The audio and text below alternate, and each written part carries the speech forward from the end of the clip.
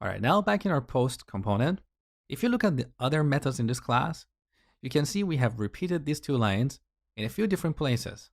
So here in create post method, again, in the else block, we have this alert and console.log. In update post, again, the same two lines are repeated, and also in delete post. This is telling me that something is not right here. These two lines are essentially for handling unexpected errors. Now here we're dealing with only one component, but in a real world application, we're going to have tens or maybe hundreds of components. We don't want to repeat these two lines in every component. So let me show you how to handle unexpected errors globally.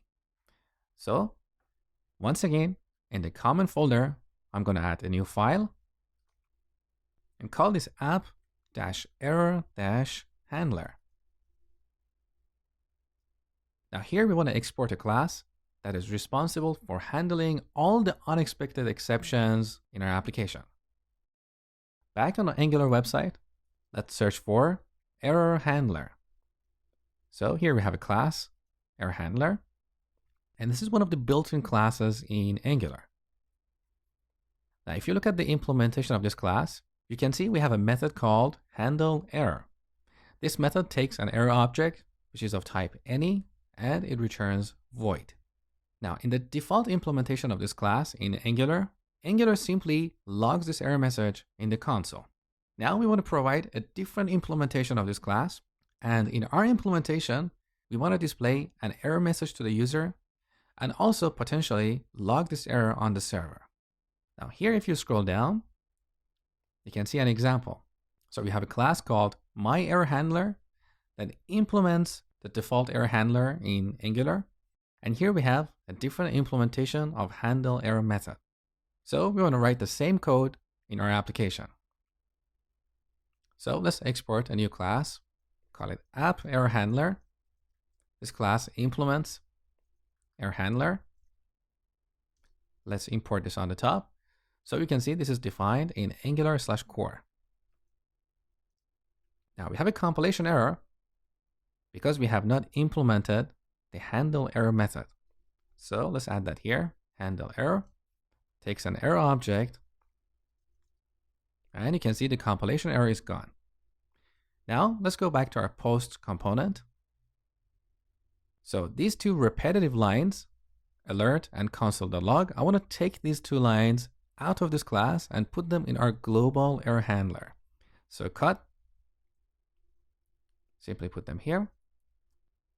Now in the future, instead of this alert, we could display a toast notification. And instead of console.log, we could log the error message on the server. So the actual implementation of this method is not going to be only two lines of code. It's going to be a little bit more complex. So now we have a global error handler. Next, we need to register this as a dependency or as a provider in app module. So app.module. Here in the providers array, we need to register this new class, but we're going to use a different approach. So instead of registering this class in this array like this, app-error-handler, we want to tell Angular that wherever internally you're using error handler, instead use app-error-handler. So internally in Angular framework, there are multiple places where that error handler class that I showed you is used. We want to tell Angular to replace that implementation with this new implementation.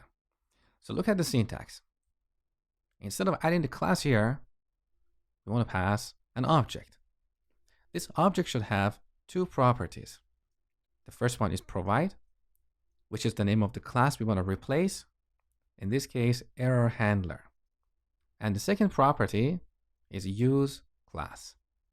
And here we add the replacement, which is app error handler.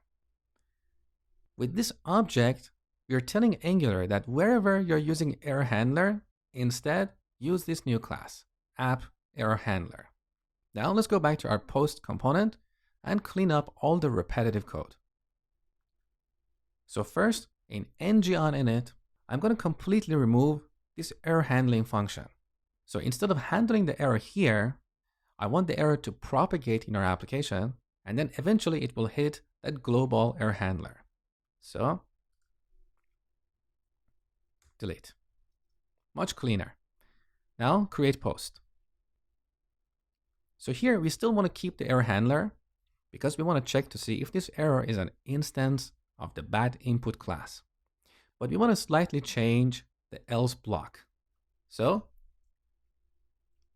instead of displaying the alert and logging the error on the console, we want to rethrow the error.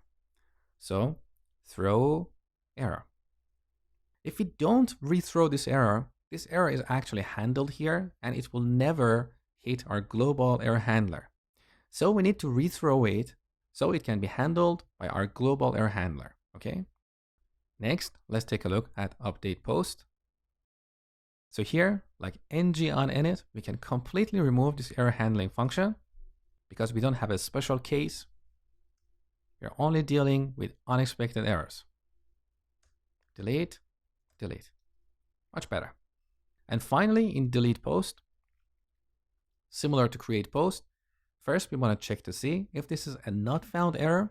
Otherwise, we want to rethrow the error so it will be captured by our global error handler. Now let's test the application. So once again, here in delete post, we are deleting an invalid post. Back in the browser, let's delete one post here. We get the proper error message. This post has already been deleted, but let's simulate an unhandled exception. Back in post service, I'm going to change this URL to an invalid URL. Now back in the browser, we get an unexpected error occurred. So to handle errors globally, we create a new class that implements error handler and then register it in app module as a replacement for this class.